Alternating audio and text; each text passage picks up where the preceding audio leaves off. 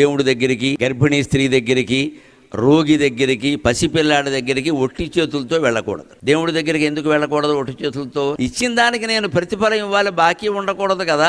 అందుకని వాడు ఇవ్వగలిగింది తులసాకు మాత్రమే, నేను ఇవ్వగలిగింది కోట్లు కదా ఇచ్చాను అంటాడు. అంటే దానికి రద్దు అయిపోయింది. ఎందుకంటే దేవుడికి అహంకారం మమకారాలు ఉండవు, అందుకని పట్టుకెళ్ళమన్నారు. గర్భిణీ స్త్రీ దగ్గరికి వెళ్ళినప్పుడు ఏమైనా పట్టుకెళ్ళమన్నారు. ఎందుకంటే గర్భిణీ స్త్రీల కోరికలు ఏమీ లోకానికి నష్టం కలిగించేవి, ఆవిడ ఆరోగ్యానికి నష్టం కలిగించేవి కాకపోతే వెంటనే తీరు, లేకపోతే ఆ లోపం బిడ్డలో కనపడుతుంది. మా అక్కకి మినపసోనం ఇష్టం అని 1 కేజీ చేయించి పట్టుకెడతాడు. అలా గర్భిణీ స్త్రీ దగ్గరికి వెడితే ఆవిడ కోరికలు సరదాగా ఉంటాయి కూడా తెలుసుకుని పట్టుకెళ్ళమని. అలాగే రోగి దగ్గరికి ఆయన ఏమి బయటికి వెళ్ళి ఏం కొనుక్కోలేడు, ఎందుకని 2 యాపిల్ పళ్ళు పట్టుకెడితే అవే తింటాడు. ఆయన అన్నం తినకూడదు కదా. మరి చిన్న పిల్లాడి దగ్గరికి ఎందుకు పట్టుకెళ్ళమని చెప్పారో తెలుసా? వాడు చాలా తెలివివాడు. ఏమీ పట్టుకెళ్ళకుండా మనం వెడితే మన సంచి తీసుకుని జిప్పు తీసి వెతికి నాకేం తెచ్చేవాడు అంటాడు. వెంటనే ఆవిడ మొహమాట ముఖ్యమంత్రి వచ్చినా అంతే అడుగుతాడు వాడు. అలా చిన్నపిల్లల చేత అడిగించుకోకుండా మనమే ఇచ్చేస్తే పరువు దక్కుతుంది. ఊరికే శాస్త్రాలు చెప్పారండి.